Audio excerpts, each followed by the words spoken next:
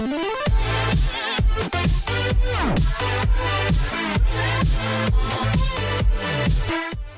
guys, how's it going? TechSnackles here, and a while ago I bought the Nexus 5, and you probably already know that if you follow my channel. I made 2 videos, an unboxing video and also a video explaining the reason behind buying it. But after that, I really didn't talk much about the phone. So it's been almost a year since it's been announced, and obviously there's already tons of reviews on YouTube about the Nexus 5 and that you can check out, loads of good ones. So I thought I'd do something a little bit more different and explore more in depth what it's like to have a Nexus 5 rather than talk and concentrate more on specs. So let's go ahead. This is the Nexus 5 experience.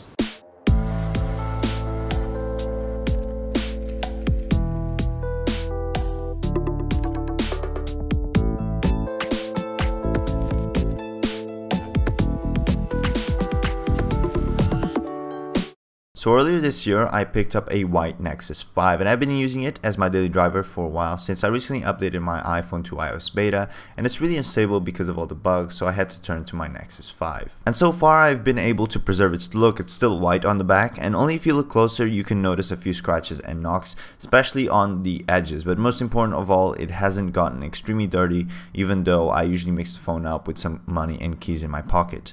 The screen, however, has quite a few scratches, but they're also only noticeable if you look really close. These things are barely evident to the naked eye, so the phone still looks mostly new. The only part which does get dirty is the inside of the letters on the back. Surprising though, the camera lens, which sticks out of the phone, has barely any scratches. I'm quite surprised because a few years ago I had the HTC One X, which also had the camera sticking out, and that sucker got scratched a lot. For me, the fact that the camera lens here is barely scratched is quite impressive. Now, looking at design, the Nexus 5 has a very simple and understated design that feels just fine on the hands, although I must admit the black version, which has a softer matte finish, has a more pleasing feel in the hand, unlike the ever so slippery glossy sides of the white Nexus 5. Now, because there is that white panel on the back and the sides are black, the phone actually fools your eyes and looks slimmer than it is, and it also feels quite slim.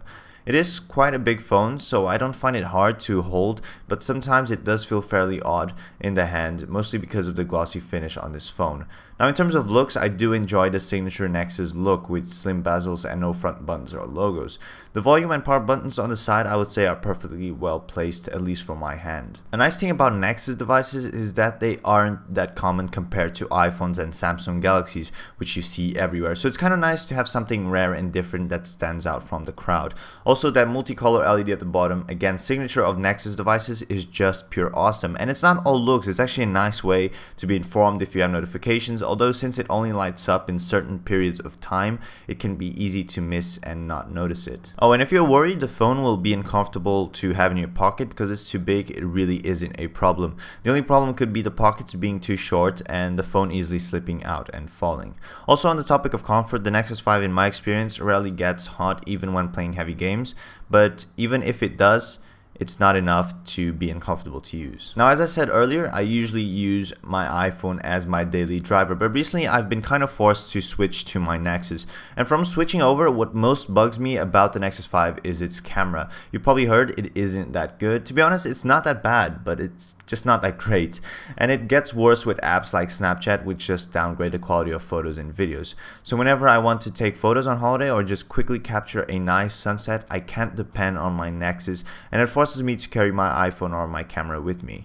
Another downside is the speaker. Now, I don't usually listen to music out loud on my phone, and the main reason might be because the Nexus 5 does not deliver good audio at all directly from its speakers. Sometimes the audio is a little bit unbearable. The earpiece nevertheless performs fine, and in terms of call quality, it's good as you'd expect, but for some reason the person on the other end of the call keeps getting this slight delay from when I do answer and speak until they can finally start hearing me. Now, I use my phone every day, and it's important that it has battery all the time. The Nexus 5 has an average 2300 milliamp battery, and the battery life is decent. It has improved with updates, but the battery does drain quite considerably whenever you basically use the device. For casual use, which for me is just checking sometimes Facebook or Twitter and replying to some messages and listening to some music, the phone easily lasts through a full day. But whenever I have one of those heavy use days, constantly checking messages, emails, and tweeting, uploading photos and some games, the battery does drain dramatically, sometimes dying halfway through the day. But thanks to Android's openness, you can always download applications that help modify your settings to extend your battery life.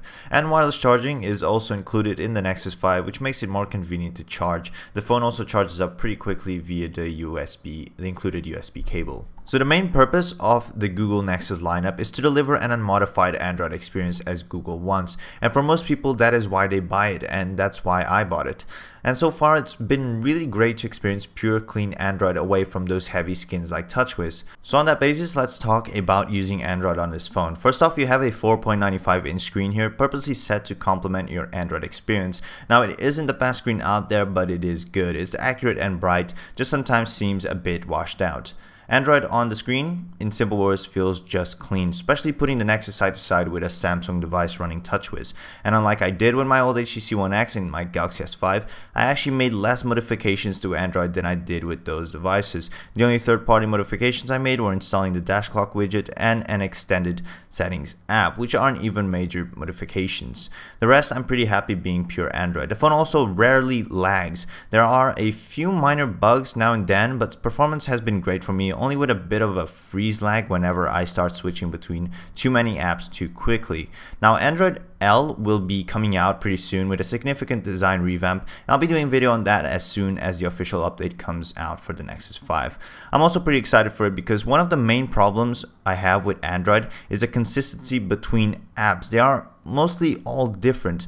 Which is why I keep going back to iOS. But Android L will already introduced a new design language, which will hopefully much improve the look and feel of apps. Hopefully Google Play gets improved as well. This might just be me, but I really dislike its user interface. It's just too cluttered. I would also like better connectivity with other services, although this isn't really Google's fault. The best part of Android, however, is Google Now. Before I didn't really get the point of Google Now, but when I started using it, it's just really great, and this is what Google does best, still a bit in a creepy way.